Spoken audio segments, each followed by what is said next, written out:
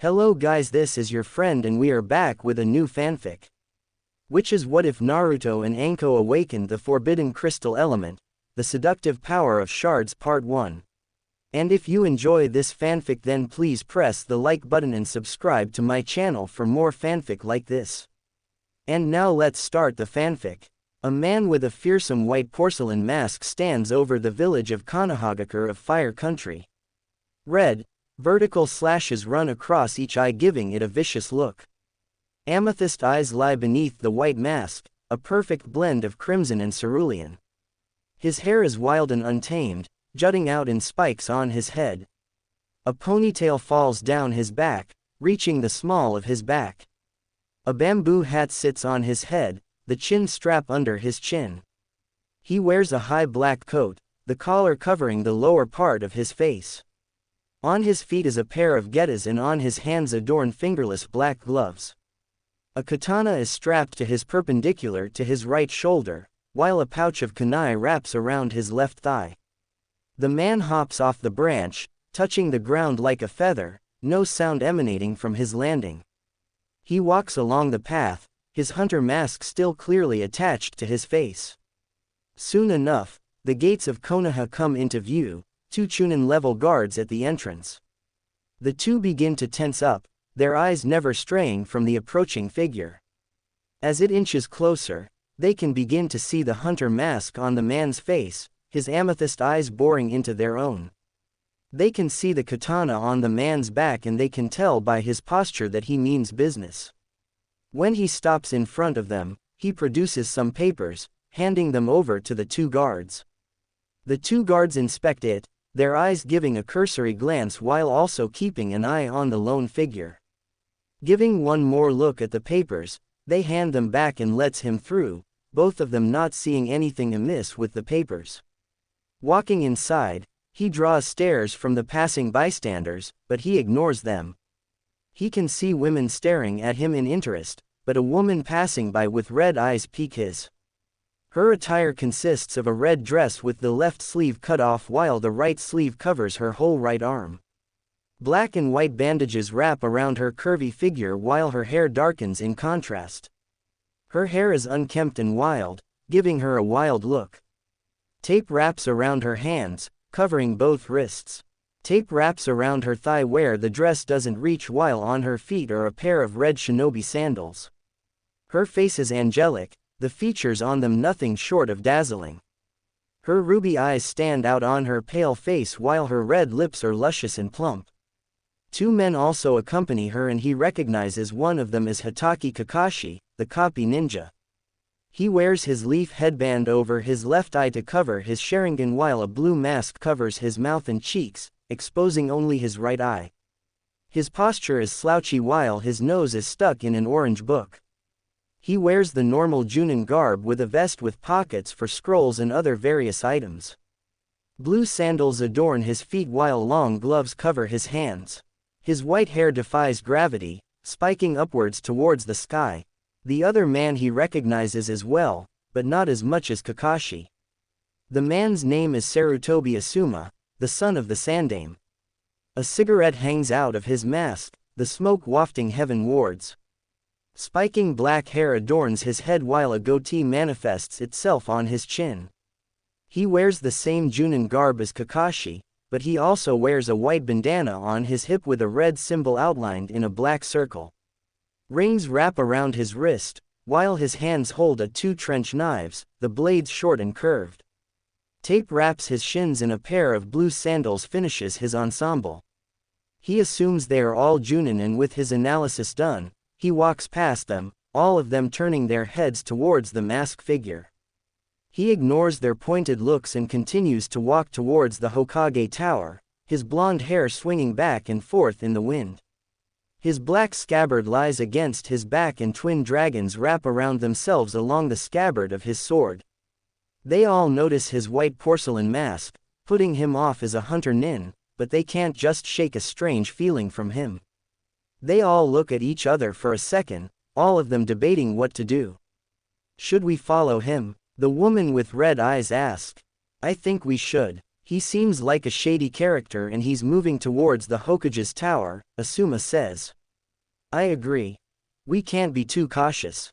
Kurenai, cast a genjutsu to cover us, Kakashi says, nodding for Kurenai to cast the genjutsu.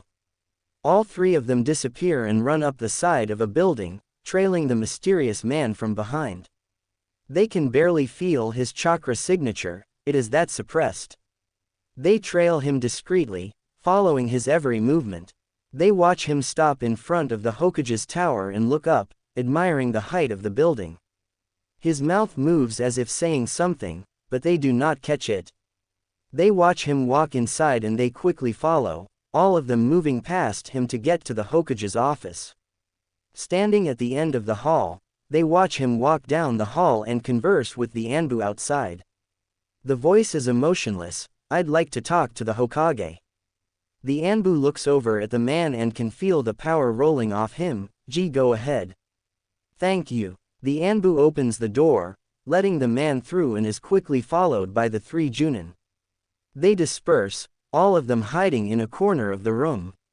The Hokage is currently sitting behind a stack of paperwork, his nose buried in the latest Ika book. Kurenai's blood begins to boil when she sees the leader of their village reading the indignant orange book. The Sandaime himself, Sarutobi Haruzen, is getting along in his old age. He wears a red and white hat with a red kanji on the tip. He wears the normal white Hokage robes and his face is withering, the wrinkles and liver spots apparent. The door opens, breaking him out of his reading, and he looks up to find a fairly tall man, 5'8", looking at him with his head tilted. Sarutobi chuckles sheepishly while the pipe sticks out of his mouth. What can I do for you, Hunter-san? Sarutobi asks. It's been too long, old man. The pipe drops out of his mouth, his eyes widen, he looks up at the mask searching for the cerulean eyes. All he finds is the depths of his amethyst eyes and it looks like he is searching his soul for something. His body freezes up, and he tenses. Naruto. Three collective eyes widen in their respective corners, all of them having not heard that name in years. Naruto nods, his eyes scanning the room and landing on all three shinobi hidden in the room. I know you've been tracking me since I stepped in the village. You can come out now. They all wince at the voice and are surprised that they were detected. The genjutsu unravels to reveal the three Junin from before looking at him from the street.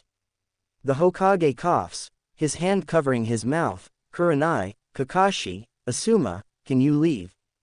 This is important. A chorus of, "Hi," is his answer and they leave, but not before bowing towards their leader. One more look pointed towards the masked man is given off by the three before they walk down the hall, their mouths running a mile a minute at the new information. No doubt the news is going to spread about the demon brat. Is it really you? He removes the mask, showing his face. His eyes widen again, taking in his appearance. Minato. Yeah, I look like my father. Hanzo-sensei told me that. His mouth opens in an "oh" as the name processes in his mind. Salamander Hanzo. The one and only old man. What do you think I've been doing all these years? Sarutobi shakes his head, the news apparently shocking him. You trained under Hanzo? Hi, he taught me all I know. He also took me away from this hellhole of a village. The only reason I'm back is because this place means a lot to me. It is the birthplace of my father and I want to protect this place because it is my birth land. Make no mistakes, I am not saying I feel at home here. Maybe in time, Hokage-sama, but not now, not when I've lived in AIM for the majority of my life. I understand, Naruto. I assume you're here because you want to be a shinobi of the Hidden Leaf. Sarutobi questions. That is what I'm intending to do. I am under the assumption that the Genin test have already passed. Naruto asks. All have you tested by a Junin panel? I'm going to assume that you are much stronger than a Genin, Sarutobi states bluntly. Your assumption is correct, Hokage-sama. When will this take place and what is the test? All in due time, Naruto. Be at training ground 8 at 10 a.m. tomorrow. Here's the key to your apartment. It's good to see you again, Naruto. I thought I lost you all those years ago, Sarutobi hangs his head. Naruto finally smiles, baring his teeth. I've missed our talks, old man. It's good to see you too. I'll be there. Take care, and here's a hint for the paperwork. Sarutobi perks up. What? Shadow clones, Naruto says, chuckling while he leaves and walks out of the Hokage tower. He slips on his mask and walks outside. When Naruto steps outside, he looks up at the window of the Hokage's office. When he looks, he sees Sarutobi looking down at him, a smile on his face as he watches the boy. They make eye contact. When Sarutobi mouths, "Thank you," Naruto nods his head and turns back and continues his walk down the street while people stare at him. He passes a group of 3 genin and he recognizes one being a Uchiha. He walks by ignoring the looks of the lone Uchiha survivor. He disappears around a corner, searching for a place to eat. He walks into a fairly crowded dango shop, noticing all the shinobi milling around inside. Stepping inside, he walks up to the counter and takes a seat next to a woman with purple hair. A tan trench coat sits on her shoulders with a mesh shirt under it. She wears a short, orange skirt and anbu bracers on her shins. The woman looks up for a second, checking out the newcomer. She catches his eye, the amethyst color peering back at her own gray eyes. "What are you looking at?" Anko says. The man doesn't answer, choosing to stay stoic and silent. I asked, "What are you looking at?" Her tone is more indignant, more demanding. He tilts his head to the side, and says, "Nothing." Returning his face to its original position, the waiter takes his order and he sits silently, waiting for his food to come. Meanwhile with Anko, she is shaken by his answer, never having anybody answer her in that kind of tone before. She usually strikes fear in the heart of many, but with him, she can feel no fear, just the aura of a person confident in their own skills. She goes back to her food, not noticing the man has taken off his mask. He begins to put the food into his mouth, chewing methodically and thoroughly, crushing the grains of rice under his teeth. He attacks each skewer, putting it into his mouth and eating them clean of rice balls. He finishes 10 minutes later, while the other woman is still attacking her food. He sweat drops, and the least he can do for her is pay her back for his silence. Waving the waiter over, he gives the waiter enough money to cover his food, Anko's food, and the waiter's tip. Nodding his thank, the waiter runs off in a bustle and heads back into the kitchen to cash away the money. He leaves the restaurant, walking towards his apartment to catch up on the sleep he's been missing for the last couple of days. Anko begins to finish up, waving the waiter over to get her check. "Can I get my check?" "The man sitting next to you already paid for you. He said something about paying you back for staying silent or something. He left some money, more than enough to cover for you," the waiter explains. Looking at his empty seat, she wonders who he can be when her best friend, Yuichi Kurenai, occupies the seat she is staring at. "Hi Anko-chan, binging on dango I see." "Yup, I got a free meal too, some guy paid for me," Anko says, using a toothpick to get anything between her teeth. Kurenai raises her eyebrow, but shrugs it off. "Well, I have some news for you. Uzumaki Naruto is back in town." Anko looks over at her friend. "Impossible, reports said he died years ago." "How is he alive?" "I don't know, but we saw him enter the village and we followed him. We didn't know it at the time, but we figured it out when he entered the Hokage's office. Apparently the Hokage knew it was him and sent us off, but not before we caught the name." Anko shrugs. "So he's back. I can't blame him for getting out of here for a couple of years." "Miss, would you like anything?"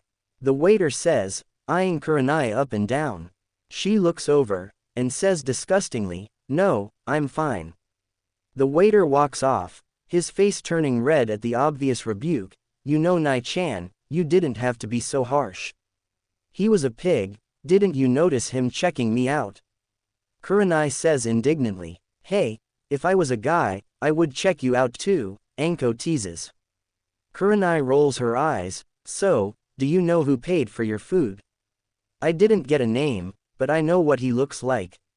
He wore all black, a porcelain face mask like Anbu and a bamboo hat. He had purple eyes and a long blonde ponytail. Anko shrugs, still messing around with the toothpick. Kurenai pales. Well, it seems like you've met Uzumaki Naruto then. Anko and eyebrow, how so? That was him. That was what he was wearing when he entered the Hokage's office. After her statement, a Chunin arrives at their location. Kurenai-san, Anko-san, the Hokage requests your presence. Nodding their heads, they disappear in a swirl of leaves towards the Hokage's office. Walking inside the office, they meet Asuma and Kakashi chatting inside. Hey, do you know what this meeting is about? No, but I'm going to assume since it's so close to his return that it's about him, Kurenai says. The Hokage clears his throat. I'm pretty sure most of you know why you're here. Kurenai, Asuma, Anko, Genma, Guy, and Kakashi, you will be examining one Uzumaki Naruto and decide what level he will be. Kakashi, you will engage him in a spar and you will evaluate his skill level. I will be there to watch, understood? A chorus of, hi, is his answer. Okay, be at training ground 8 at 10 a.m. Dismissed. All of them leave, while he holds back Anko. Yes, Hokage-sama, Anko asks. Anko, you will be pairing with Naruto from now on. I need somebody I can trust to tag onto him as he is still a liability. I don't know what he's been doing for the past couple of years. Watch him and tell me if you see anything suspicious. This is an S-rank mission, don't tell anybody, the Hokage stresses. He's only 15, he can't be stronger than any Chunin. He's just going to be a liability on any missions we take, Anko protests. Anko, just trust me. Everything will show itself at the evaluation tomorrow. You can go now, but keep an eye on him. Looking at the old man, she can see that he is adamant about this, so she walks out after bowing towards the Hokage. Walking into the cool night air, she looks at the moon, admiring its beauty and simplicity. She continues to walk down the street, getting glares and looks from the people passing by. She sticks her hands in the pockets of her trench coat and tries to whistle a tune to drown out the poignant looks from people. It begins to bear down on her, the eyes unnerving on her skin. When she reaches her apartment building, she walks in and immediately runs to her apartment. Slamming the door shut, she walks into her bedroom and tosses herself onto the bed and begins to shed tears, tears of sadness and tears of anger. They stain her bed sheets and clothes, they run into her mouth, the salty taste assaulting her taste buds. Watching from the crystal ball, he watches as Anko breaks down, her sobs tearing at his heartstrings. The truth for bringing her and Naruto together is to help her get over her emotional problems and fear of commitment. He understands her better than most, maybe except for Kurenai. He knows how broken she is, being betrayed by the only person who seemed to care for her. Once he left, she broke, faking insanity and hiding behind the mask. Sarutobi wishes he can break it, but no matter what, he can't seem to get her out of her shell of insanity. Bringing together two people who are broken sounds like a pain in the butt, but maybe, just maybe, they can fix each other. That is what he's hoping for. I hope you can fix her, Naruto, he whispers, smiling sadly to himself. 955 finds most of the Junins at Training Ground 8 to watch and evaluate the skill level of one Uzumaki Naruto. The blonde himself hadn't shown yet, but everybody else is there, even the infamously late Kakashi. Everybody chats, wondering what kind of skill the Jinchuriki of the Kyuubi no Kitsune has. They all wonder what he's been doing for the past few years, wanting to know how he survived. The clock hits 9:59 and all of them look around, trying to spot the blonde anywhere. They look around, not seeing him, and they begin to grumble. The clock hits 10 sharp and he appears in a swirl of flames, making all of the Junin their eye at the specialized Shunshin. His porcelain mask adorns his face and his hair is left to itself, no ponytail, just a wild mane of golden hair. His amethyst eyes dart from person to person, evaluating and analyzing skill level. Satisfied, He nods towards the Hokage to start. We gather here today to evaluate the skill level of Uzumaki Naruto. This will consist of a 1 versus 1 spar between Hatake Kakashi and Uzumaki Naruto. The match will end when one or both is knocked out or at my own discretion. Fighters, please meet in the middle. The two walk into the middle, eyeing and predicting movements. Kakashi takes a taijutsu stance while Naruto stands in a nonchalant posture, seemingly not worried about this. This confuses many as people should not, and would not underestimate Kakashi. Looking at the two fighters, he worries for Naruto a bit, looking at his posture. Fighters, Hajime. They stand and stare, neither daring to make the first move. This goes on for another minute or so before Naruto tosses a single kunai at Kakashi, who picks it out of the air, and tosses it back only to find Naruto is gone. Looking around, he can't feel Naruto's chakra signature anywhere, making him worried as Kakashi doesn't know where he is. A volley of kunai fly at him from the trees and he back flips out of there, a trail of kunai spearing the ground in front of him. Another round of kunai comes at him from behind and he manages to jump out of the way only to meet an elbow to the back, sending him to the ground once more. Quickly getting up, he turns around searching for Naruto, seeing nothing in the trees. A twig cracks from behind him and he turns around, finding Naruto rushing him, kunai held in a backhand grip. Kakashi quickly draws a kunai, and blocks the backhand slash and they begin to dance, kunai twirling and dancing in a path of destruction. A few moments later, they are in a deadlock, their kunai pushing against the other in a battle of dominance. And then he smiles. Bunshin Daibukua, clone great explosion, a voice rings out from the forest.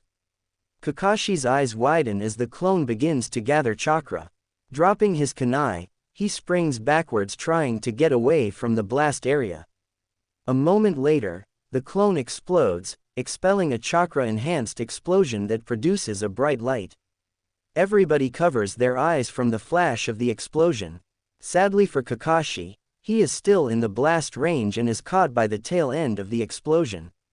He is forcefully launched into a tree, shoulder cracking on impact with the tree.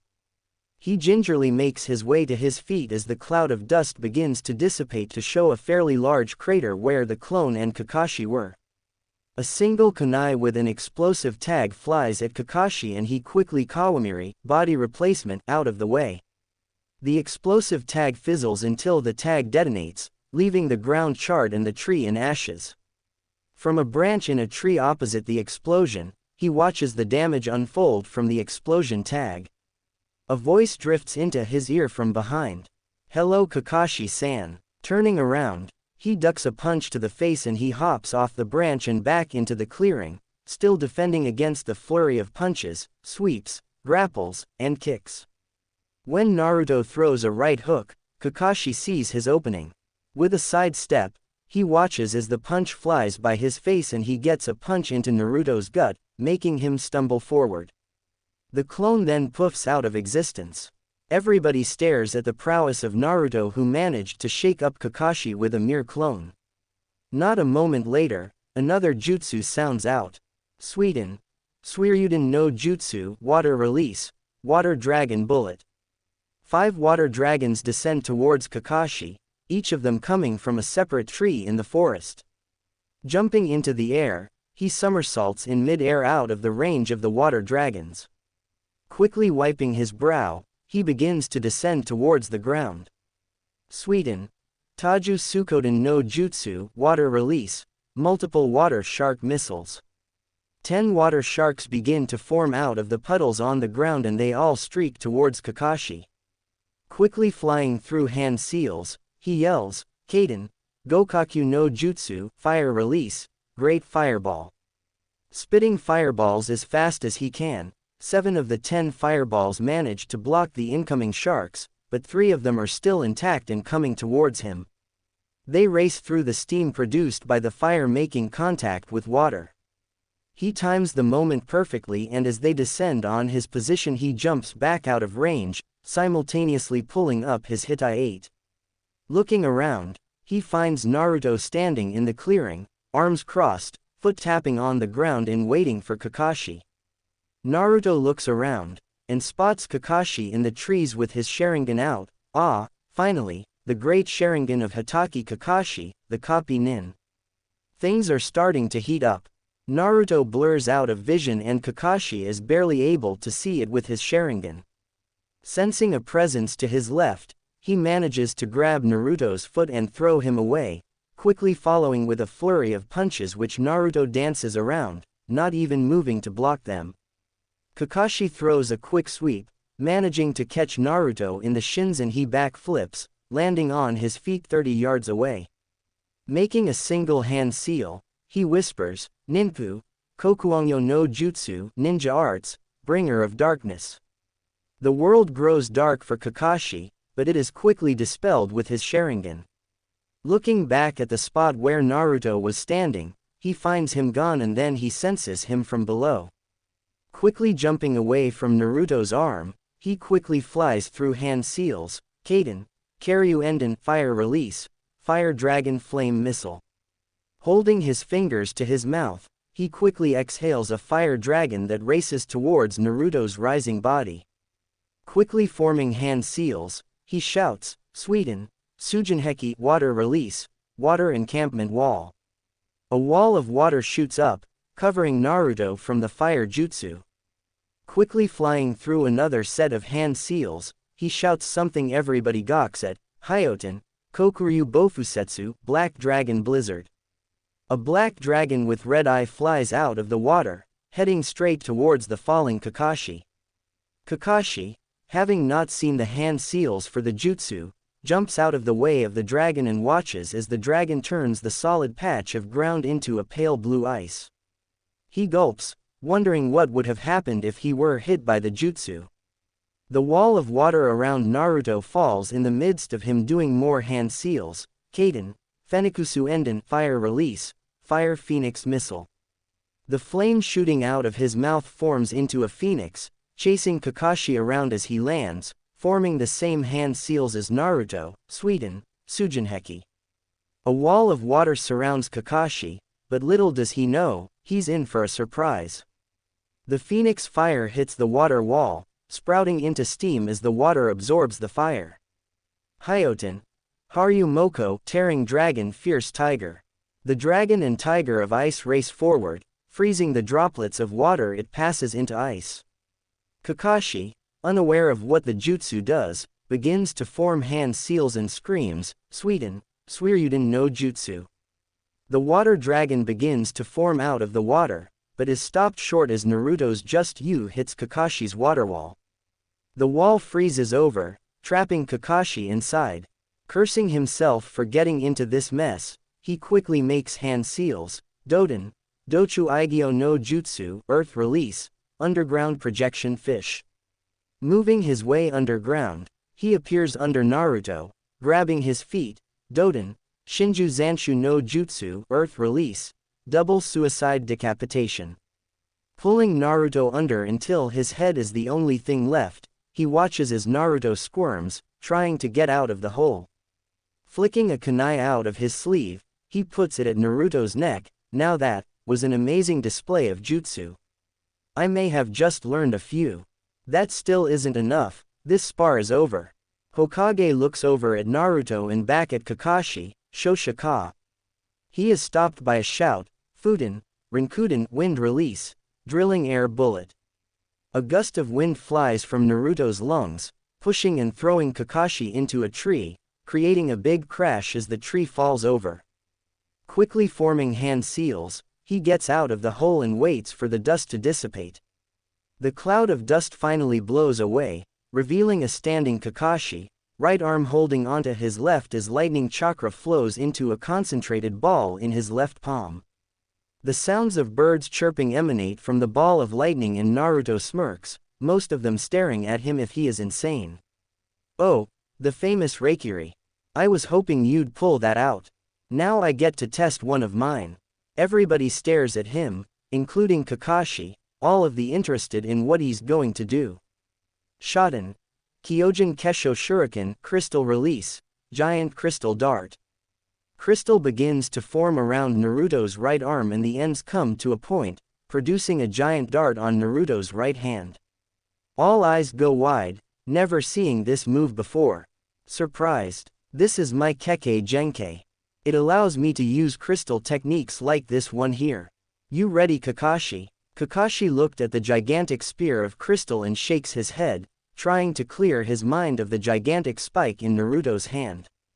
Charging at the same time, Naruto runs, the crystal point dragging across the ground, creating giant strips along the ground. Reaching up, he prepares to plunge it into Kakashi's Raikiri, but Kakashi jumps, running across the ice crystal. Naruto smirks, yelling Shoten, Susho to crystal release, Jade Crystal Blade. A blade of crystal forms on his left arm and as he plunges the Raikiri, Naruto brings up the crystal blade, blocking the Raikiri, making everybody's eyes go wide. With an explosion, the Raikiri blows up on the two, sending them both back in a big explosion. Black smoke rises from the clearing, wafting heavenwards as people watch for who is the lone one standing in the smoke. The smoke begins to dissipate, revealing a single figure standing and one on the ground, apparently unconscious. When the smoke clears, it reveals a broken porcelain mask lying at the feet of the man standing. The mask is cracked in half, the face lying upwards staring at its wearer. Panting heavily, he looks towards the Hokage who has his mouth open at the display of the Kekkei Genkai Naruto has. Naruto's skin begins to crack, pink flakes falling off of Naruto's skin and onto the floor of the clearing. Everybody stares in amazement as Naruto sheds what appears to be a layer of crystal around his body. Kesho no Yoroi, crystal armor. Everybody looks at the unmoving form of Kakashi, but they can still see his chest rise and fall in tandem with his breathing. Shosha, Uzumaki Naruto. The clearing is quiet, nobody believing what they just saw happen to one of the strongest Junin in Konoha. Turning towards the crowd, they now get a good look at his face and women blush at his handsome face. It looks like the Yondaimes except he still has the 3 whisker marks on his cheek. His eyes are a deep amethyst, seemingly capable of looking into your soul. Recovering from his speechlessness, the Hokage coughs, your evolutations. I, Uehi Kurenai, nominate Uzumaki Naruto to Tokubetsu Junin. I, Sarutobi Asuma, nominate Uzumaki Naruto to Tokubetsu Junin. I, Mitarashi Anko, nominate Uzumaki Naruto to Tokubetsu Junin. I, Genma Shiranui, nominate Uzumaki Naruto to Tokubetsu Junin. Yosh, Uzumaki Naruto's flames of youth burn brightly. I made a guy, nominate Uzumaki to Tokubetsu Junin. Everybody sweat drops at Guy's outburst while Naruto chuckles, way to liven it up Guy. Thanks for that. Guy gives him a thumbs up, a gleam coming from his tooth, you're welcome Uzumaki-san. Obviously since Kakashi is unconscious, I, Sarutobi Hiruzen, Hokage of Konohagakure, bestow the rank of Tokubetsu Junin upon Uzumaki Naruto. Congratulations Naruto, Sarutobi smiles. Thanks old man. Thank you all, he says, bowing towards the Junin judges. Naruto, see me in my office. Anko, you come too. Hi, Asuma, get Kakashi to the hospital. He is no doubt suffering from chakra exhaustion and maybe a few broken ribs. You are all dismissed. With that, the 3 leave in their respective style of shunshuns, leaving everybody to walk off, all of them whispering about Naruto's Kekkei Genkai. Once inside, the Hokage sits down in his chair and Naruto and Anko remain standing. Congratulations Naruto-kun on your promotion. That was a great display of jutsu and haijutsu. Your Kekkei Genkai lets you manipulate water and earth to change them into crystals. Sarutobi asks, Hi OGG, taking minerals from the earth, it allows me to crystallize them through water and they harden to create crystal structures such as my Shoten, Susho. I am the last of my clan as I activated my bloodline when I was 10. I mastered it when I was 14, Naruto answers. When the council hears about this, they will no doubt try to facilitate your Kekkei Genkai through the Clan Restoration Act. They may force you to marry and have children with girls from different clans to combine bloodline limits, Sarutobi sighs. Naruto snorts, making Sarutobi look up. If the council is going to force me, they are going to lose a very valuable Kekkei Genkai. I will not be coerced to breed with woman I do not even know, that is just ridiculous. Besides, passing on my Kekkei Genkai needs more than me just another woman 8 ways to Sunday, Naruto finishes. What do you mean? Sarutobi asks. The wife must either have an affinity for Sweden or Doden and the husband must have the other. My father had an affinity for Sweden while my mother was Doden. The Kekkei Genkai came from my mother's side as my father was Konoha's, Yellow Flash. Once that has been established, there also has to be an emotional connection. To sum it up, I actually have to love another woman for the baby to have my Kekkei Genkai. Interesting, we'll see how the council will take that. For now, take these, the Hokage says, handing Naruto a Junin pin and a Junin jacket. Arigato OGG. Now, what is Mitarashi-san doing here? Anko shoots him a glare, growling, it's Anko, not Mitarashi. Okay Anko, what are you doing here? Hokage clears his throat, she is your new partner Naruto. You will work missions with her ranging from high C ranks to A ranks. Understood. Old man, I've never done anything less than A high B rank. I've done over 10 S rank missions for Hanzo, Naruto pleads. Anko's eyes go wide, Hanzo. As in, Salamander Hanzo. The creepy-looking dude with the rebreather. Naruto smiles at her description, yeah, your description pretty much sums him up. And yes, I trained under Salamander Hanzo. Looking into Naruto's eyes, he can tell he is ready. Looking into Anko's eyes, he can see the determination as well and he sighs, relenting, okay, I will give you the occasional, and I stress occasional S-rank mission if any Anbu aren't in town for the mission. Thank you OGG, Naruto cheerfully says, stepping behind the desk and giving the Hokage a hug. The Hokage shots out his pipe, surprised at the blonde's actions, thank you Naruto. Now, you're dismissed and you probably want to know more about Anko-chan I assume. Introduce yourselves over food or something, I'm sure you're tired after the fight with Kakashi. Hi, they chorus, disappearing from the room. Sighing, he smiles gleefully, reaching into his drawer and grabbing his copy of Ika Ika Paradise, Kukukuku, Shira you naughty girl. 2 months has passed since Naruto has joined Konoha as a shinobi. At the moment, our favorite hero is in the middle of fighting a group of missing nin with his partner, Mitarashi Anko. Over the last couple of months, they had run a couple of ops together, their mission successes racking into the higher numbers. They had gotten to know each other more, their quirks and their lives that they found eerily similar. Back to the mission with Naruto, he throws a hail of kunai at the missing nin who easily jumps out of the way, tossing his own hail of kunai at Naruto's position. Dodging 3 and plucking 2 out of the air, he tosses them back and pumps them full of wind chakra. The chakra shells begin to take a greenish color as they fly through the air, anything with a foot getting cuts and scrapes from the wind casing. The missing nin, who is very, let's say, stupid, attempts to grab the kunai only to have his hands get cut in a number of ways. Dropping the kunai quickly, he drops his hand and it hangs limply at his side while his right arm is holding up in a basic taijutsu stance. They stare at each other for a moment before Naruto disappears in a blur making the missing nin go wide-eye. He suddenly phases back into vision in front of the nin, his hand already back for a punch. With a crunch, his fist connects with the other man's face and he tumbles to the floor, his body lying in a crumpled heap on the ground. With a quick flick of the wrist, a kunai embeds itself in the man's throat and the blood gushes out of the wound on his neck. A soft gurgling rings through the forest, the last sound the missing nin will ever hear. Severing the head from the body, he stores it inside one of the many storage scrolls he carries with him.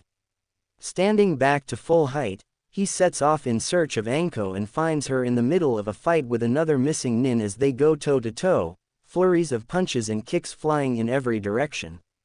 They jump back from each other while unleashing a handful of kunai and they all fall to a stalemate, the soft thuds of the kunai hitting the floor awakening the knight.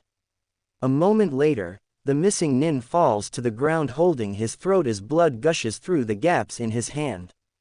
The sound he makes when he hits the floor sends all the birds flying from the trees, their black bodies covering the soft glow of the moon. Anko lands gracefully next to the missing nin, her trench coat fluttering with the soft wind. She shudders a moment, the wind glancing across her skin and goosebumps begin to appear along her arm. With a shiver, she lowers into a crouch and begins to cut off the missing nin's head when Naruto hears the whistling sound of a kunai in flight. He locates it quickly and finds that not one, but 5 are heading towards Anko. She isn't aware as she is still cutting off the missing nin's head, and even if he calls out, she is done for. Putting his logical side away for the moment, he goes into action, his legs instantaneously moving as his hair rustles in the wind. His black trench coat waves against his leg, the linen scratching as he pushes his legs to move. He watches as the kunai move closer and he closes his eyes, pumping even more chakra into his legs. "Please Kami, let me get to her." Apparently Kami hears him and he finds himself pushing Anko out of the way and the 5 kunai embed in his back and he keels over, the blood gushing out from his wounds. He drops to his knees, his hand reaching behind his back, and Anko watches him fall. Looking back towards the attacker, she sees him smirk and her eyes flare and she discreetly throws a kunai. The missing nin is still snickering and he does not notice the kunai and it catches him in the throat and he falls lifeless to the forest floor. Rushing over to a downed Naruto, she drops to her knees and pulls out the kunai in his back and watch as the wounds begin to close, the blood clotting and stemming. His eyes are still closed and she lets out a tear. She knew they were getting closer over the last 2 months. They shared their fair share of stories, bonding over their childhood mishaps. They cried onto each other's shoulders when the memories were too hard to keep down. They often were seen together eating or just hanging out. They laughed, they joked, and on one occasion, they were drunk. That night turned out to be the turning point of their relationship. Well, she was the only one who was drunk. He couldn't get drunk or even buzzed because of the fox in his stomach. She was wasted, like bomb to hell. They were out that night after a week-long mission and they went out to grab a drink or two. That ended up with Anko downing a couple of bottles with Naruto taking a sip here and there. Flashback begin. "Okay Anko, I think that's enough," he says, pulling her up from her seat. "Why, I like sake," she slurs. He chuckles, "Come on, you're bombed as hell and I don't want anybody taking advantage of you." "Oh, you want me all to yourself, huh?" Anko smiles. He can see the glint in her eyes and he knows what she is going to do. "Anko, you're way too." His lips are silenced by an open mouth kiss and she sticks her tongue down his throat and he can taste the sake on her tongue. He sighs into the kiss and quickly puts his hands on the sides of her cheek, pushing her face back away from his. She looks into his eyes and can see the serious glint in them, but she disregards it, and takes in the outrage of him stopping the kiss. "Why did you stop it?" Anko yells. "Not in here. Come on," he quickly says and helps her walk outside. They walk into a deserted side street totally devoid of people. She walks behind him, her body a little tipsy as her feet drag along the ground. "So, why did you stop it?" Anko demands. "You're drunk and you have no idea what you're doing." "So what if I'm drunk? I'm still me. Are you saying I'm not pretty enough for you?" She yells. He groans. "No Anko, I'm not saying that you aren't pretty. You're actually very good looking, but that is beside the point. You're drunk and are on the verge of alcohol poisoning. The alcohol has loosened the inhibitions on your tongue and you don't know what you're doing." "But, I want you Naruto-kun. I really do," she mumbles, tears beginning to spill out of her eyes. "Anko, I'm not going to beat around the bush, but I like you too, but this has gone too far. You're drunk and you don't know what you're doing. If we go that far, you won't even remember that we did it. If you can tell me you have feelings for me when you're sober, I'll reciprocate them. Not now when you're drunk, Naruto whispers, but the voice is carried by the wind. Tears gush out of her eyes and he walks over to her and she clutches his body, burying her face into his chest. He sighs, and rubs her back as she cries onto his shirt. A few minutes later, the sobbing stops and light snores can be heard from the mop of hair on his chest. Picking her up bridal style, he shuntions his way to her apartment and lets himself in, closing the door softly behind him. Walking into her apartment he looks around the virtually barren room. A couple of pictures of her and Kurenai lay on the countertop of her kitchen, a small couch sits lonely in the middle of her living room. A small bookshelf sits in the corner with books crammed into the middle. For someone who likes to wear a mask of insanity, she likes to read when he saw all those books. Walking into her room, he lays her down on her bed and strips her out of her kunai pouches. He doesn't bother with her clothes as they are already very revealing. Covering her with a blanket, he kisses her on the forehead before he walks out of the room and shunshions away to his own humble abode. Flashback end. Back to the present, Anko manages to get Naruto all the way back to Konoha and he is now lying inside a hospital room. The beeping of the medical equipment brings him back to full awareness and he notices a weight on his left hand. Looking up, he finds Anko slumped over in a chair next to him, her hand resting on his own. Her eyes are closed and her face is contorted into a tight-lipped smile. He looks up at the ceiling for a moment, enjoying the feel of her skin on his. He shifts for a second, his hand skimming the bottom of her hand and she stirs, her onyx eyes fluttering open at his touch. Taking in the white walls, she looks around and down towards the blue-eyed blonde who is smiling at her. She returns it and glomps him only to receive a little grunt as his skin is still tender from his wounds. She realizes it and releases him quickly, grinning sheepishly while scratching the back of her head. Sorry, Naruto-kun, she grins. He arcs an eyebrow at the honorific, what happened after I blacked out? Tossed you over my shoulder and got you to a hospital. We're in Konoha right now.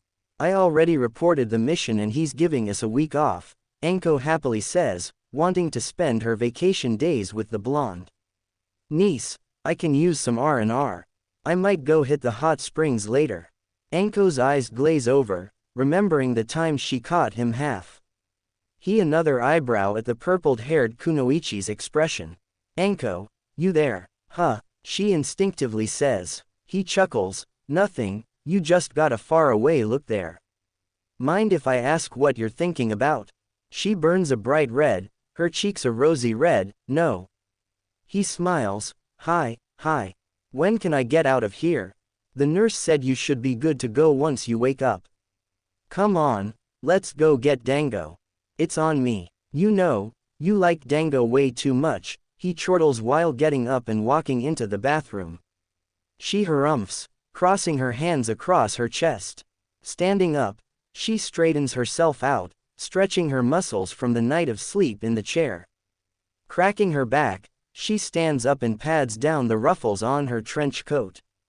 Naruto comes back a moment later seemingly refreshed with his foxy smile on his face.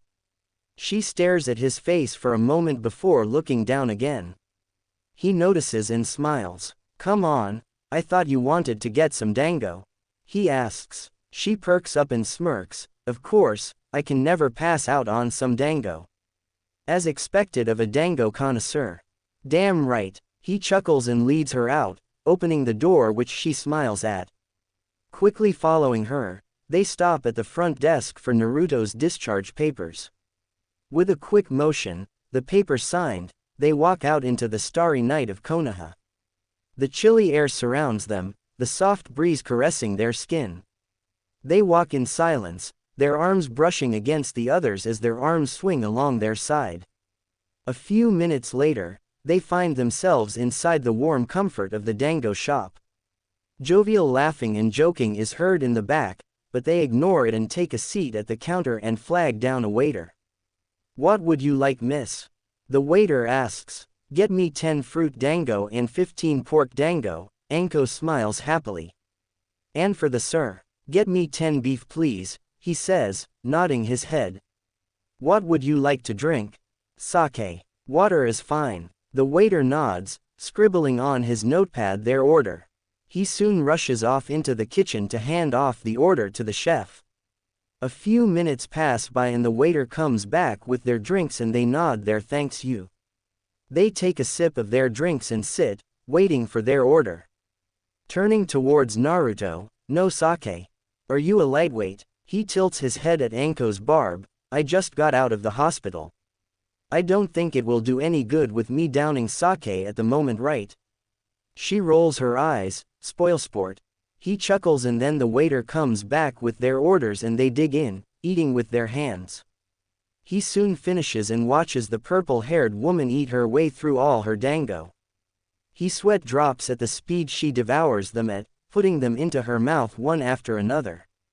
She soon finishes, patting her stomach and using a toothpick to get any food in between her teeth. The night begins to draw on as they converse about different topics. At the moment, they are on the topic of, what is your favorite dango? Well, I really like beef. Pork is really good too, but I wouldn't say my favorite. Whatever. It's getting late and I need to get up early tomorrow. I'll walk you home, Anko, he says, standing up. She stands up after him and follows him outside into the cool night air, the wind caressing their tender skin. Silence consumes them, the obvious tension in the air, and one can swear they can hear electricity crackling around the two people walking down the street. They soon end up outside her apartment building and they stop walking, opting to face each other. His height dwarfs hers and she has to crane her neck to look up at him. It looks like this is my stop, Anko states rather lamely, wishing for this night not to come to an end. A smile comes on Naruto's face before he leans down, giving her a peck on the cheek. I guess it is. Good night, Anko. He walks off while waving over his shoulder. He disappears around a corner and out of sight of Anko. He doesn't catch her bringing her hand to the cheek he kissed. She lets her finger linger on her cheek, the tingling of his lips still present on her cheek. Blinking a couple of times, she remembers she is still standing in the middle of the street with a big red blush on her face. Walking stiffly into her apartment room, she sheds her clothes and falls onto the bed, her body relaxing into the soft linen. Her mind drifts off into euphoric dreams about a blonde with a past similar to hers, a blonde that understands her, a blonde that knows the real her, not the mask, but the one underneath. A blonde that she can learn to love and that can love her back. The week-long vacation flies by and they now find themselves back inside the Hokage's office. Alright, this is an A- rank assassination mission. You're to accompany Team 7 and 8 to the Land of Waves. The target resides in the Land of Waves. The Genin teams will have a different objective from you. They are escorting a bridge builder, but we have intel that there may be an A- rank missing nin working for Gato, your target. Accompany the two teams and make sure they stay out of harm. Understood. The Hokage slides a manila folder over to them which Anko promptly opens. She smiles and hands it over to Naruto, who smiles in turn, and the Hokage arcs an eyebrow. Do I want to know? A rueful smile appears on Naruto's face and he merely shakes his head. The Hokage sighs and dismisses them with a wave of his hand. They both disappear in their own shunshuns, Naruto leaving in a swirl of water while Anko disappears in a swirl of leaves. They appear on the bridge, the Genins jumping back at the vortex of water and leaves. Two figures appear inside the two vortexes, the sun shadowing their backs. Kurenai raises an eye for a second before relaxing, noticing the two figures. Tilting her head, she looks at Anko, who has a smirk on her face. Hey Nai-chan, Anko giddily says, making the Genin squirm at her voice. Kurenai sweat drops, but waves back anyways. Dragging Naruto along, Anko walks over to Kurenai. Hello Anko, I assume you're going on a mission? Kurenai questions and Anko replies with a nod. We're going to Wave Country with you, Anko enthusiastically says. Kurenai and Naruto sweat drop, and Naruto goes so far as to scratch the back of his head. Yeah, sorry about Anko. We haven't had a mission for a week. Anyways, we're on an A- rank mission that ties with yours. We'll be here to travel with you, but we'll head our separate ways at Wave Country, Naruto informs Kurenai. Will the Genins be aware of your mission? Kurenai asks. Naruto shakes his head, yes, well at least not the A-rank assassination part. He scratches the back of his head sheepishly while Kurenai smiles. I guess we'll have to introduce you to the Genin teams. Kakashi will be here in a few minutes. Pervert is always late, Kurenai says while rolling her eyes. Naruto just chuckles and shakes his head, taking a seat and leaning his back against the tree. Anko on the other hand, decides to have a little fun with the Genin. Spotting the Inazaka boy, she discreetly takes out a kunai and wets it with her tongue. Kurenai and Naruto catch the glint in her eyes and sweat drop. A sadistic grin appears on the face of Anko and she tosses it, the kunai flying through the air towards the unaware Inazaka boy. The Inazaka boy feels a swoosh of wind pass his face and then a pale red liquid falls from his cheek. A dull pain erupts on his right cheek and his hands instantly go up to feel out the cut. Touching his wound, he can feel the liquid on his hand and removes it, revealing the red color of blood on his hand. Turning around, he finds his sensei along with two other people by the trees. His eyes land on the figure leaning against the tree. Looking at him, he can see that his eyes are closed and his hands buried in his blonde hair holding the back of his head. He wears a simple black trench coat with the collar wrapping around the bottom of his face. He wears a simple pair of black fingerless gloves and blue getas on his feet. A sword is strapped to his back, the hilt perpendicular to his shoulder. His face is what you can describe feral. A pair of amethyst eyes peek out from the blonde hair and 3 whisker marks blaze in each of his cheek. The woman wears a similar trench coat but in a tan color. A mesh shirt wraps around her body, and he can see some skin, but the trench coat covers her assets generously. Purple hair spikes upward in a pineapple ponytail and an orange mini skirt leave nothing to be desired. Anbu bracers and sandals finish out her wardrobe. Looking at her face, he can see the sadistic grin on her face. He blinks for a moment and she is gone. A breath at his ear and a tongue on his cheek makes him shudder. Dog blood. Not the worst, but definitely not the best, she says into his ear, making him shudder. When she says the words, she looks directly at Naruto with a smirk while he retaliates with the roll of his eyes. When the words reach his ear, he yells, "Hey, what do you think you're doing?" He begins to wriggle in her grip, but a kunai at his neck makes him stop. She grins sadistically, the kunai still pressing against his neck. Good boy. Besides, can't a girl have some fun? Anko grins, making Naruto and Kurenai sweat drop.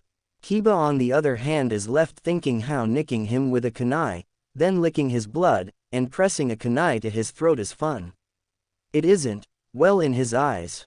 Seeing the fear in her student's eyes, Kurenai sighs, Anko, I'd appreciate it if you didn't give my team such a scare.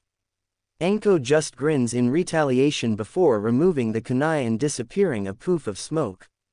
Unai-chan, Anko pouts, making Naruto laugh. Anko shoots a glare at him and he immediately shuts up. Like a light switch, her face breaks out into a smirk. He an eyebrow before shrugging his shoulder while Kurenai laughs at the two antics in the background. A shy girl with blue hair and pale eyes look over at 3, her voice shaky. Kurenai-sensei, who are they? She says, her fingers poking together in nervousness. These two, she says, gesturing to the 2 other Junin, will be accompanying us to Wave Country. They have a separate mission and will be leaving us as soon as we get to Wave Country. For now, they will be joining us. Hinata nods her head before taking a good look at the blonde and her face reddens and she faints. Naruto an eyebrow and looks at Kurenai, his eyes wanting an answer. She sighs and walks over to her unconscious student and quickly arouses her to full awareness. Blinking for a few moments and looking over at the boy again, a blush develops on her face and turns her face away. Walking back over to the other 2 Junin, she sighs, she has confidence issues. Her father belittles her a lot, and with the way he treats her, I wouldn't be surprised about her confidence. I'm just hoping to try and break her out of it. Naruto nods and closes his eyes again, feeling the nature chakra around him. Yes, Naruto is a sage, but for which contract? He smiles, his eyes still closed while the others look at him oddly. What is he doing, sensei? A pink-haired girl asks. Kurenai looks at her and shrugs her shoulder and reaches out a hand towards the blonde. His eyes shoot open and a smile appears on his face. Sorry about that, I was meditating, he grins sheepishly, trying to pass off his control of nature chakra as meditation. Kurenai and Anko appear to agree and they nod their heads. The 6 genin just watch him, while all of them noticing that he is around their age. Shino's eyebrow raises a little bit, but no other tell shows his surprise. Kiba, Hinata, and Sakura stare in surprise while Sai look in indifference. A raven-haired boy standing by himself against a tree looks at the blonde and notices the age similarity. His mind reaches back and remembers Kurenai telling them that he is a Junin. Unbridled fury builds up in him and he stampedes up the group, his fist clenching at his sides. Naruto an eyebrow at the raven-haired boy who he can only tell is a Uchiha. Do you need anything, Uchiha-san? The boy unclenches and clenches his fist for a moment before taking a breath. Fight me, are his simple words. He looks at him in confusion. Did you not hear Kurenai-san tell you that I'm a Junin? Sasuke just glares at him with fury and unclenches and clenches his fist again. You're only our age, how are you already a Junin? And how come I've never seen you around school before? Sasuke shouts, fury lacing his voice. Kurenai and Anko glare at the raven-haired boy while Naruto puts on a mask of stoicism. I've worked hard to get where I am, Uchiha-san. Your brother did as well, so don't go around and think that I can't become a Junin at the age of 15. Besides, as for the Ninja Academy, I graduated when I was 6. He lies, but manages to make it sound very real.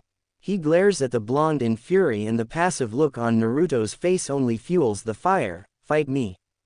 Naruto just rolls his eyes again. Apparently the Uchiha didn't get it when somebody didn't want to fight. Uchiha-san, I didn't want to fight before, so why would I want to fight now? Besides, it would be pointless as we're about to go on a mission that will take up a couple of weeks. So, keep your mouth shut and be a good boy. Do you think you can do that, Uchiha-san?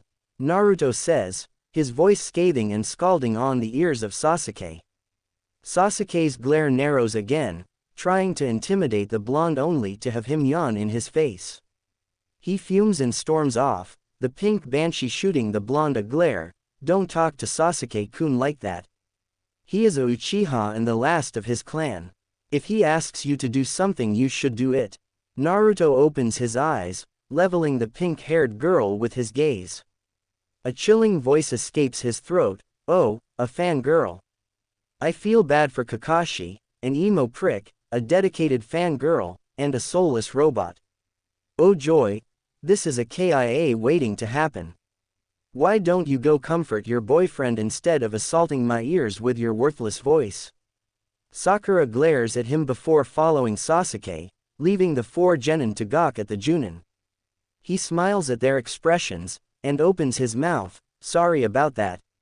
I don't really like people who think because of some name they can have everything handed to them on a silver platter. Same goes for fangirls. Now, who would you 4 be? Walking over to the sitting blonde, they take a seat along with their Anko and Kurenai. Naruto starts off. Alright, I'll start this off. My name is Uzumaki Naruto. My likes are ramen, my summons, and a certain Junin. Eyes perk up at the last statement, but he pushes forward. My dislikes are arrogant bastards, pricks who can't see underneath the underneath, and people who look down on other people. My hobbies are training and cooking. My dream is to protect all my precious people and start a family.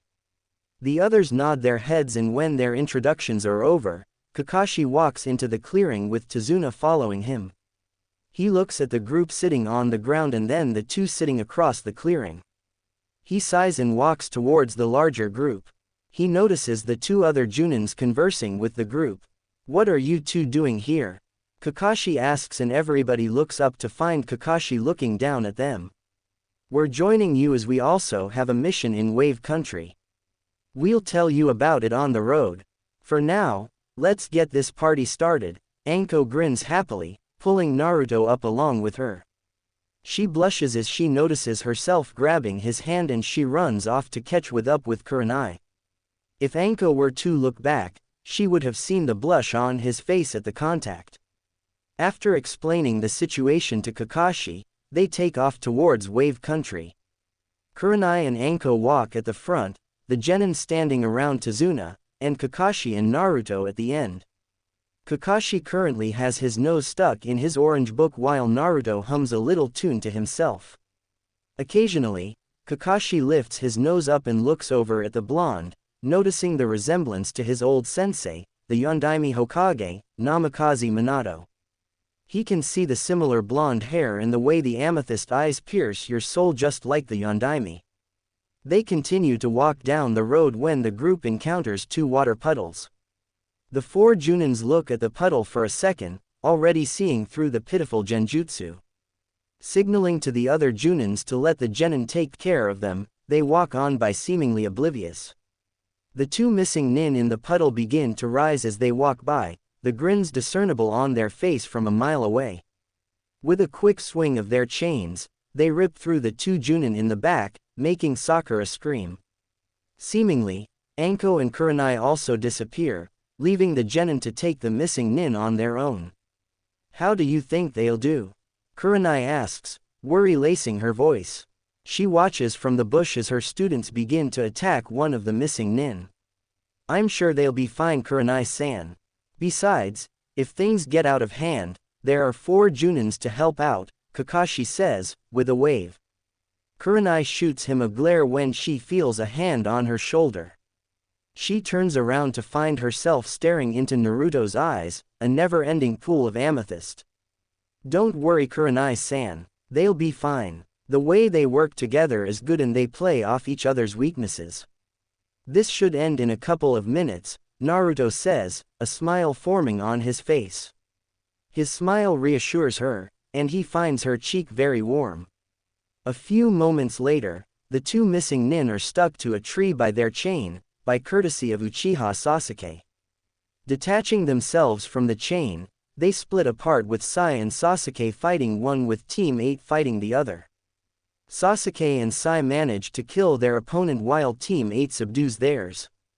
Naruto smirks from his position next to Kurenai, told you so ne?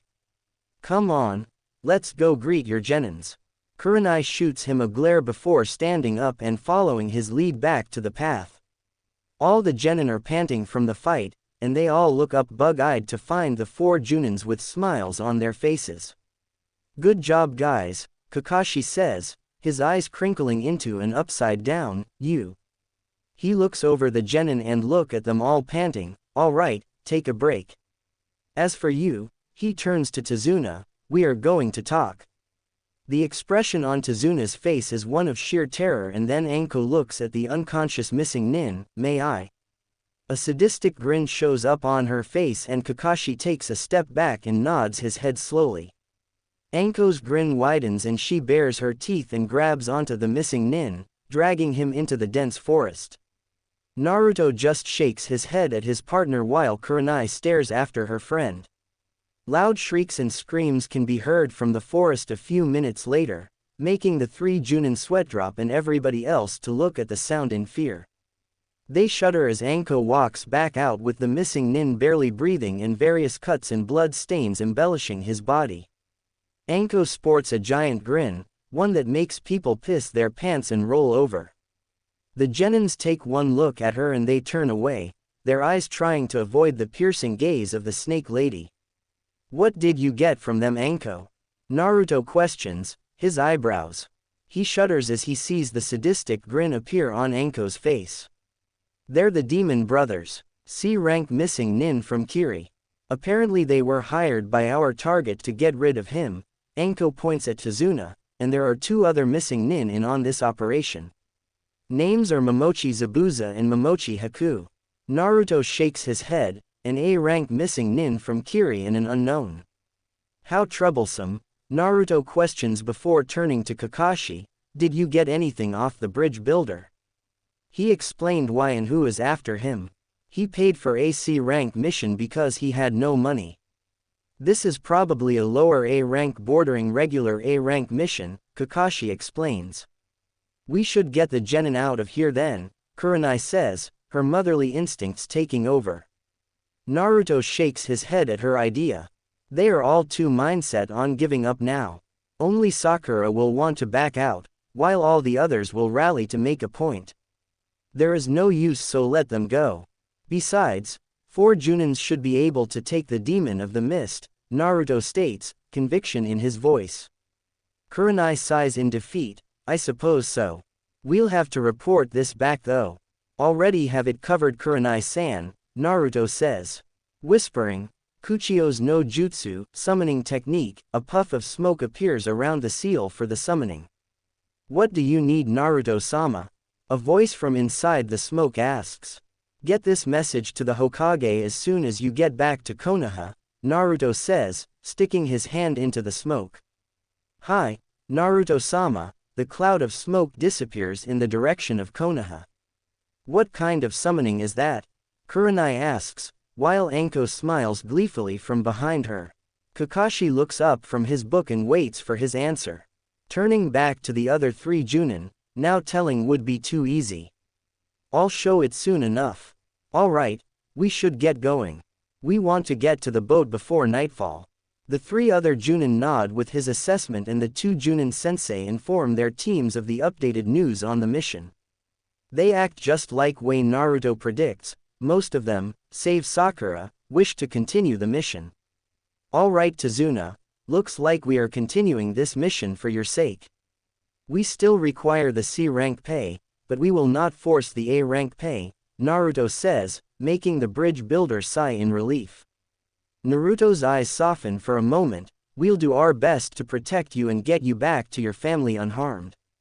The bridge builder smiles, a newfound respect found for the blonde, thank you. Naruto just smiles back before ushering him to join the group as they take off. This time around finds Naruto and Anko in the back, discussing over their portion of the mission. So, how are we doing this? I know we're sticking with the genins for a bit and leaving at Wave, but what about Zabuza? Anko questions, tilting her head to look at Naruto.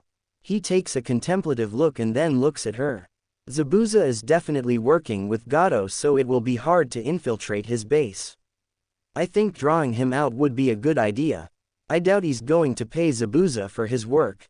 Most likely is going to kill him when the job's finished or he finds no use in him anymore, Naruto says, his analysis over.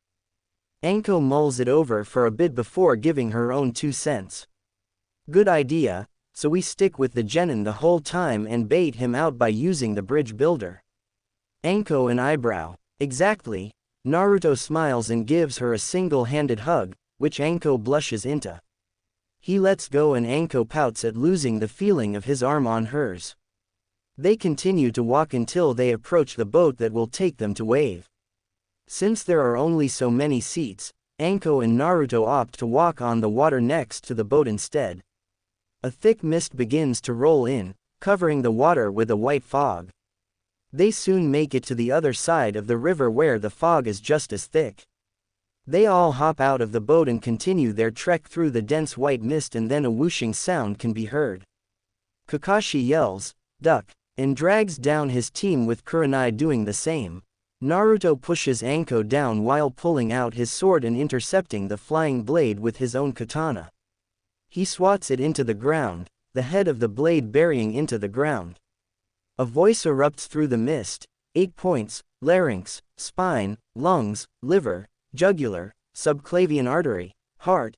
8 points if struck will leave you dead in mere minutes. The voice cackles for a moment before disappearing inside the mist. 4 pairs of eyes narrow, and Kakashi yells out, "Protect the bridge builder, this is way beyond you. Let the 4 of us handle it. Go, now." The 6 genin scramble into formation, all of them holding out a kunai in front of them, their eyes showing fear. Looks like I have to go through all of you. So, who do we have here? The voice says through the mist, Hitaki Kakashi, the copy nin. The Genjutsu mistress, Yuahi Kurenai, the snake mistress, Mitarashi Anko, and a no named Junin. What a ragtag group this is. Momochi Zabuza, A-rank missing nin from Kiri.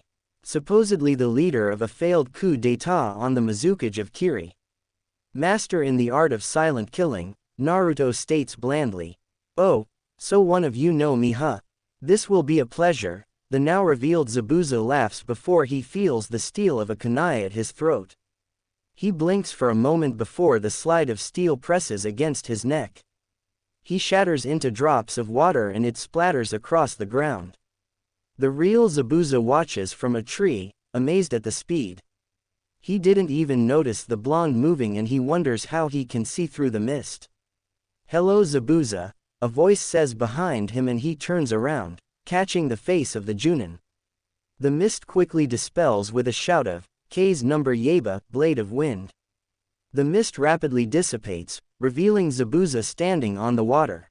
His eyes go wide as the man behind him lands gracefully on the ground.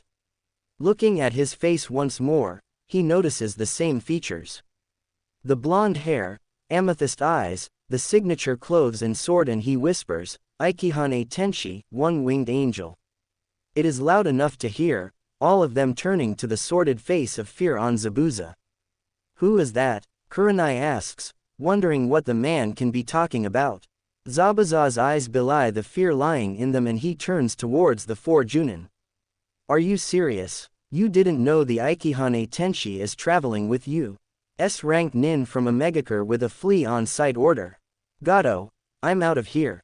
Haku, we're getting the out of here. Move. Zabuza yells, running across the water before a masked hunter nin begins to follow him. The genin begin to move to pursue, but a glare from the Junin make them stop. Kakashi then turns to Naruto with a questioning look, who are you? Naruto sighs before taking out a bingo book and tossing it to Kakashi. Kakashi catches it and looks up at Naruto with a confused expression. Turn to the aim section, Naruto says. Kakashi does and his visible eye grow wide and he drops the book, his hands shaking. Anko and Kurenai wonder what can make Kakashi go like that, so Anko picks up the book, staring at the entry under Ikihane Tenshi. Her eyes grow wide before giving it to Kurenai and she drops the book. The genin watch in rapt attention, the information of an S-rank nin among them very intriguing. Finally recovering from his shock, Kakashi shakily says, "You're the one who destroyed more than 1,000 shinobi in the Fourth Great Shinobi War of a Megakure." Naruto nods his head before sighing, "We need to talk about this later. For now, let's get him home. I doubt we're going to get any more opposition from here on out." Anko immediately says in a quiet voice, "Why didn't you tell me? I thought you trusted me, Naruto. We're partners. I told you so much about me and you neglected to tell me about this. Why?" Naruto turns to see Anko with her head down and Kurenai glaring at him. He sighs before walking over to her and pulls her into a hug before Kurenai can do anything. He whispers in her ear, his voice soft, "I didn't know what you would think of me. You've become an important person to me ever since we've gotten to know each other. I'd rather sacrifice my life if it means you are able to live. If word were to get out about you knowing me, people would come at you to get to me. I'd rather not put you in danger. That is why I kept it a secret." His voice is soft and soothing, pleasing to her ear. His warm breath tickles her earlobe and she rocks in his arms. Kurenai watches as her best friend allows an actual man to hold her, one that doesn't hold any malice or hidden agendas. Anko notices the hesitation in his voice and the message behind his words. Leaning into him, she whispers into his ear, "What are you trying to say, Naruto-kun?" He takes a deep breath before continuing, "I guess what I'm trying to say is, A shout stops him from finishing and he looks towards the sixth genin. Sasuke has his fist clenched again, fire in his eyes in an angry expression. With the moment broken, Naruto drops his head onto her shoulder and grunts into it. Anko stares daggers into the boy and lets out enough killing intent to make him want to piss his pants. Combining with hers is Naruto's, a more malevolent one that ensures nightmares of the highest degree. Sasuke begins to back away, his eyes revealing his fear. All the genin watch as the Rookie of the Year begins to shake from the concentrated killing intent. That's enough, we all still have mission to do, Kakashi says, looking at the 6 genin. Naruto grunts again and Anko's face saddens for a moment at missing his confession. With one last glare at the Uchiha, she breaks away from the hug and gives him a sympathetic look which he returns with a sad smile. I really want to rip him limb from limb right now, Naruto mumbles, making Anko giggle. He finds the sound very refreshing and soothing and a half-smile appears on his face. Come on Naruto-kun, we still have a dictator to kill, Anko says, pulling Naruto towards the already moving group. He smiles and lets her drag him towards the group. They soon catch up, the genin giving him scared looks while the 2 junins look at him in a new light. A very jovial man that can kill with the bat of an eyelash. Truly dangerous. When they each the group, Kurenai pulls Anko away from Naruto and sneds him an apologetic smile. When the 2 are alone in the front, Kurenai turns to Anko with a smirk on her face. Was he really going to say what I think he was going to say, Anko-chan? Anko's can feel her cheeks heat up and a blush develops on her face. She looks over at her best friend and gives her a sad smile. I don't know what he was going to say. That Uchiha bastard interrupted us and I missed it. Damn brat, if he weren't the pet of the council and a shinobi of the leaf, I'd rip him in half. Kurenai looks back at Sasuke who still has the broody face on. You know Anko, I've never seen you like this before. Enamored over a guy, a very hot guy at that, Kurenai says, a blush developing on her face. Anko notices and smirks before smiling again. I know, I've never felt this before. Whenever I'm by him, I just feel safe and wanted. He treats me like an equal and he understands how I feel. He can see the real me and get past the one I show in the public. My heart soars and beats quicker every time our skin comes in contact, whether it be a brush or a hug.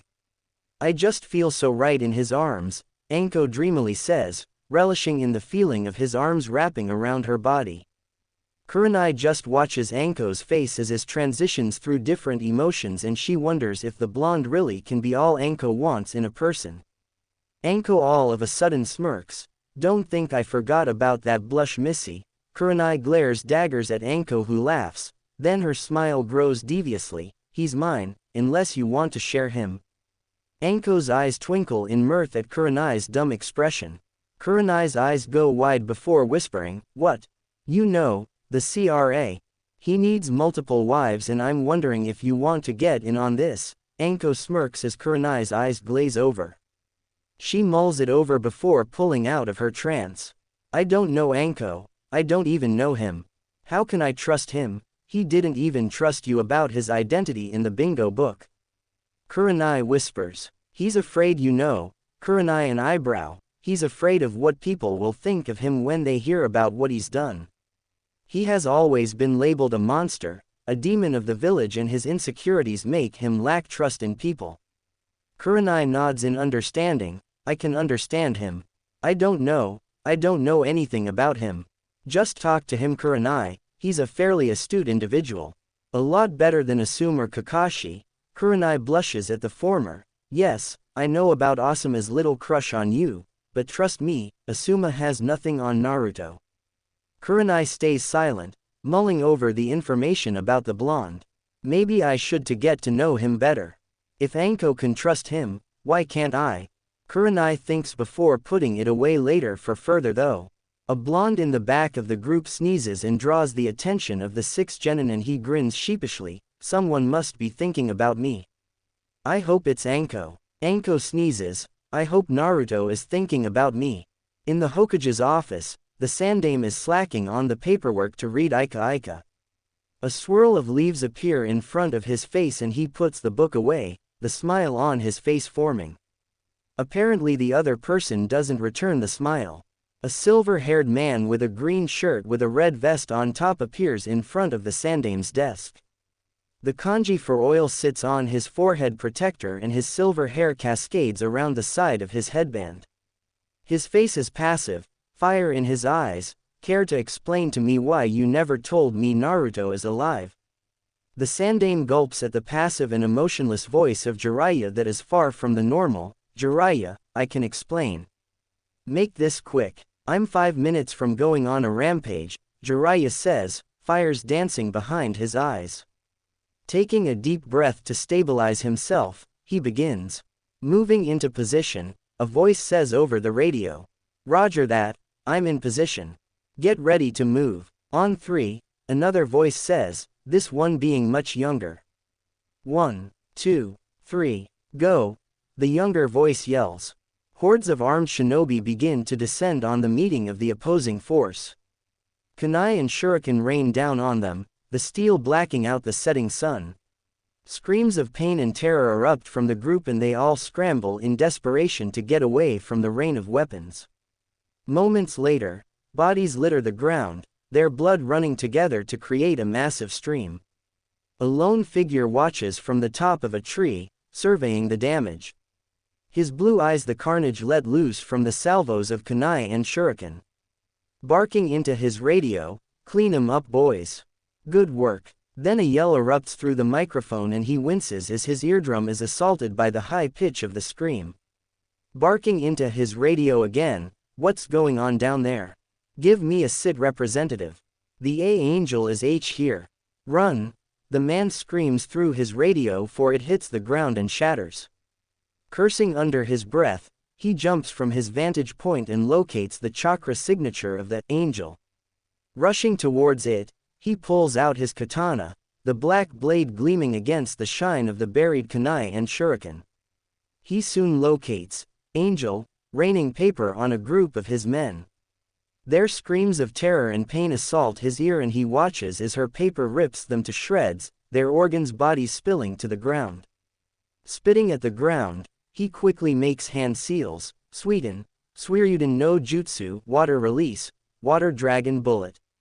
The rain begins to dance, the drops molding together to create a massive dragon of water which quickly descends on the still-turned angel of Omegakure. It crashes upon her and he watches in rapt attention, not believing that she can be killed so easily.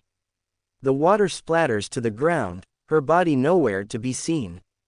A moment later, she appears, her body assimilating from paper. A pair of angel-like wings begin to form from paper, attaching to her back. He looks at her figure from the ground as she hovers steadily in the air. He looks up and catches her bright purple eyes with his own amethyst. He looks up at them and notices that they don't hold an aura of malice or deceit. They are eyes of a woman who is trapped in a downward spiral ready to break loose and fall to the ground. His arms drop from their loose stance and fall to his side and she tilts her head to the left minimally. Why are you doing this? He asks out of the blue, stunning her for a second before putting her face back into a passive face. She mulls it over for a second, her brain tinkering and working for an answer. To bring peace, she answers. She watches his eyes, slowly getting lost in the endless maze of amethyst. They seem to go on forever, the depth never ending. His mouth opens and a chuckle escapes his throat, the raspy voice jumping into her ear canals. Peace. You call this peace, he says, waving his hands at the broken battlefield. Blood splatters the ground, swords stick out of the ground, the hilts swaying in time with the wind. Kunai lay buried to the hilt in the softening ground and shuriken dig their pointed spikes into the brown dirt. You wouldn't understand. You are merely just a boy caught in a war over his head, Naruto scoffs, and his mouth opens again to let out a humorless chuckle. He shakes his head from side to side, his chuckling striking a nerve in Conan. Wouldn't understand? Why wouldn't I understand the mindless carnage that rages around us at this exact moment? How can this world be in peace when so many before us have fought and lost fighting for the same thing? How many people will have to put their lives on the line to see it happen? As long as human beings exist, there will never be peace. There will always be hatred, greed, and lust, he says tonelessly, making her flinch at the emotionless tone he uses. Stealing her now quickly dissolving beliefs, she rounds on him, yet you fight. What do you fight for? Tell me, if not for peace, then for what? She questions him, her voice moving before she can give thought to her voice. He looks directly in her eyes, and says with conviction, I fight to protect the people I care for. I may work for Hanzo, but I've learned how to retain my humanity unlike my sensei. We, as humans, have emotions. We will become mindless killing machines if we don't acknowledge our emotions. Take your leader for example, bringing peace to a land ravaged by war by causing suffering. Taking a deep breath, he quickly continues, suffering only causes more suffering. Pain only causes more pain. Hate only causes more hate.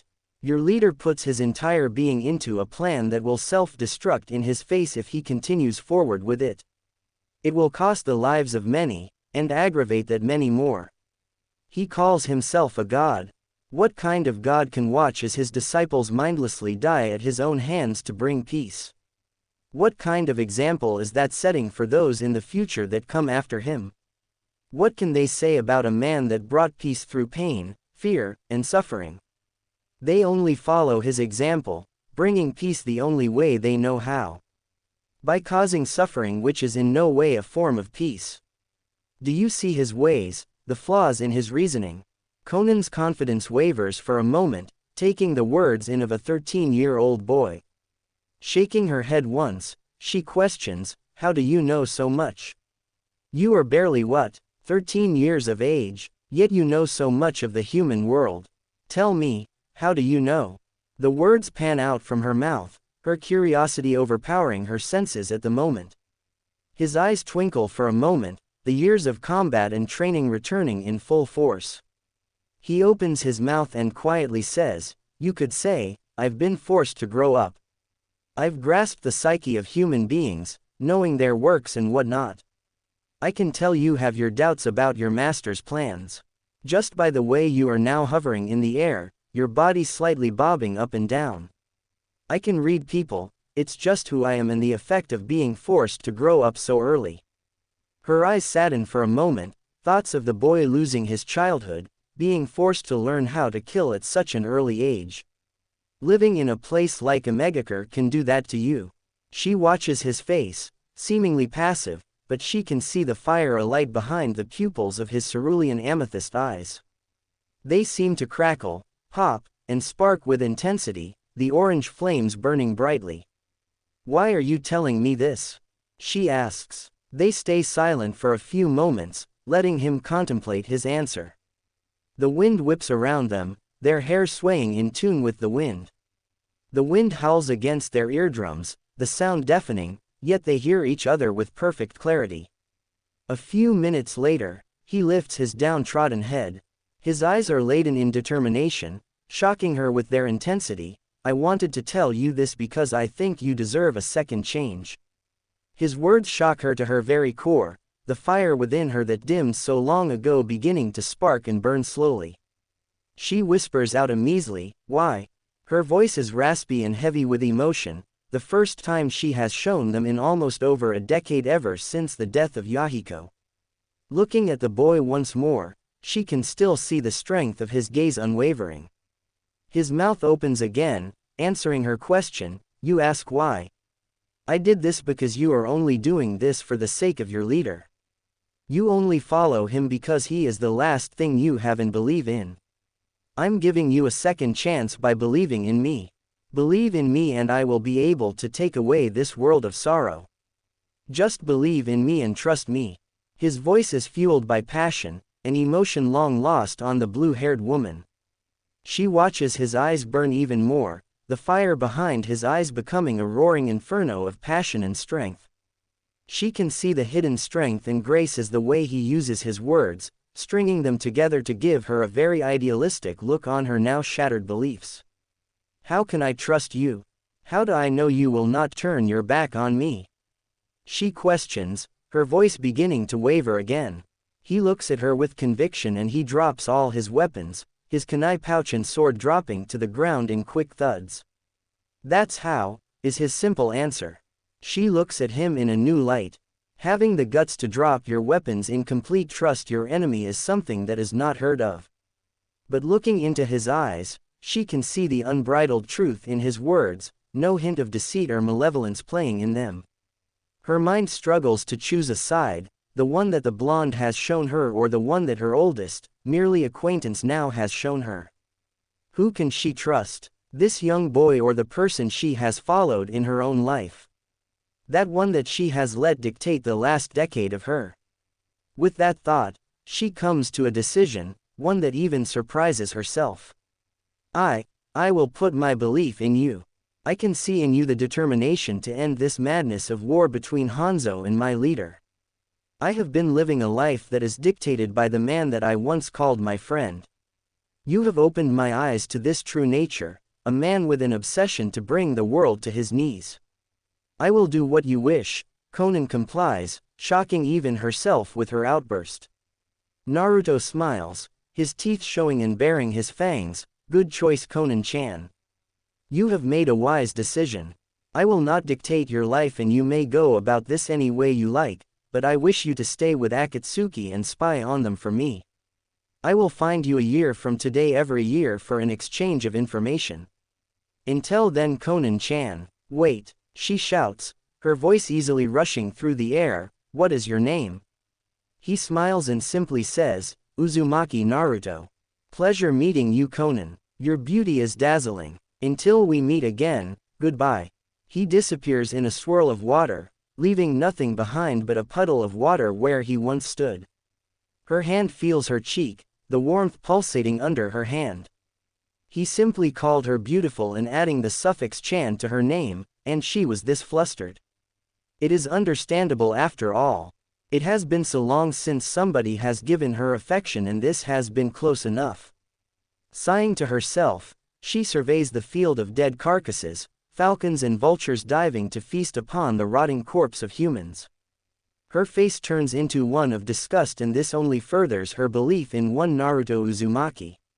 "I will not fail you, Naruto-kun," she whispers before disappearing and leaving behind the dead bodies to the scavenging birds. Hanzo turns around, finding his apprentice behind him with a ragged look. His hair is askew, the blonde hair haggard. His clothes are ripped in several places, some just being giant holes. "Get out of here, Gaki. You're no match for this guy," Hanzo shouts, trying to keep himself steady on the gigantic salamander. "But sensei," Hanzo cuts him off with a glare. "No, Naruto. Get back to Konoha. I'm pretty sure your father and your mother want you back there. Don't worry about me, but carry on the legend of your father and the salamander contract. Now go and make me proud," he shouts before turning around as the gigantic salamander lights up one of Pain's summons. The ground shakes and the summons roar, the sound deafening to those who can't stand such loud noise. Naruto winces as the salamander sustains a cut to his left leg. "Get out now," Hanzo shouts, as jutsu begin to fly around the battlefield. With one last look, Naruto takes off in the opposite direction, paying homage to his sensei's final request. He runs as fast as his legs will take him, becoming a blur to those who can't keep up. He soon leaves the confines of AIM, the city now being plowed down by the gigantic summons. He forces himself to keep going, no looking back as he runs away from his home. He stops a few hours later to catch his breath. After a few minutes rest, he begins to create hand signs and forces his palm into the ground, seals beginning to spread from the middle. A giant puff of smoke appears, and the figure crashes most of the trees around it. "Naru-chan," the summon says as the smoke clears. Naruto looks up into the eyes of the Salamander King, Jushi. "Is he?" Naruto trails off, afraid to let the sentence end. "I'm sorry, Naru-chan, he's gone from this world." Naruto nods, hanging his head and letting a single tear drop out of his eye. "He wouldn't want to see you like this, Naru-chan. Remember, his last wish was for you to carry this contract with pride, Naru-chan," Naruto looks up into the boss summon's eyes before nodding his head. He did, and I will honor his wish. Thank you, Jushi, Naruto says, bowing his head to the Salamander King. That's the spirit, Naru-chan. Call me when you need me again. Goodbye, and until next time. The boss summon leaves in a puff of smoke, leaving Naruto alone again. Naruto sighs before lying his head down inside the tent and manages to doze off without dreams for the night. Opening his eyes, he lets the sunlight into his eyes for a moment before blinking rapidly to dispel them. After a few minutes of staring at the ceiling, he sighs and hops out of bed and heads into the shower. The warm water washes over him, the sound of the shower the only thing that he can hear. 15 minutes later, he walks out with his clothes on, a simple black turtleneck and black Anbu-style pants. He pulls on some black fingerless gloves and straps his sword to his back. He then pulls on his getas and attaches his kunai holster to his right thigh. Checking himself over, he deems himself ready and steps out into the hall, the house still silent. Snores can be heard through the walls, most of them coming from the boys' rooms. Creeping his way downstairs, he does so silently, no noise from his soft footfalls. He silently slips into the living room, discreetly opens the front door, and walks out into the clearing in front of the home. The lake glistens to his left, tiny little gems shining in the light of the sun. He stands there for a few moments before he feels a presence coming from the house and walk out in the clearing. She lets out a long yawn and covers her mouth, alerting him of who it is. Good morning, Anko, Naruto says, flashing her a grin. She glares at him before yawning again, not even bothering to cover her mouth. Come on, I want to get out of this depressing country. Let's get this asshole and get out of here, she says. Hi, let's get going. Let's walk around, shall we? Naruto says, walking off and quickly followed by Anko. They walk around town, trying to gain any information they can from the locals. An hour later, they finally go through all the shops with very little information. Looks like we're on our own here, Anko, Naruto sighs, looking at the glistening sea. Check the coasts. I assume he'll be closer to those areas as he runs the shipping company. Let's scout the area for a bit for any possible locations, Anko says. Alright, I'll check west, you get east. Meet north in an hour. Alright, see you then, Anko says, jumping away at a quick pace. Naruto then takes off as well, his clothes rustling in the wind as he jumps from roof to roof. An hour passes and finds Naruto and Anko conversing on a roof across the way from Gato's base, patrols around the base, 15-minute intervals. Anko nods before setting her sights back on Gato's base of operations. How do we get in there? Naruto's mind begins to work, bouncing ideas around in his head. Let's observe for now. There's so little information to work on at the moment, Naruto says, his eyes gazing over the castle-like structure. Anko sighs before lying on her stomach, her hands holding her head up. They stay like that for a few hours in silence, the exception being Anko's complaints. He just smiles whenever she does and looks back towards the castle. Alright, I think I've got it, Naruto says out of the blue. Finally, I thought you were a genius, but that sure did take you a while. Oh, shut up. Alright, I've noticed that patrols switch off every 3 hours. On the next patrol swap, we're going to head in through that window. He points to the window on the east that brushes against a couple of trees. Once inside, we'll search room by room. Kill any goons you meet. Remember, our objective is to kill the leader. Grab any information we can use and any money we can take to save Wave.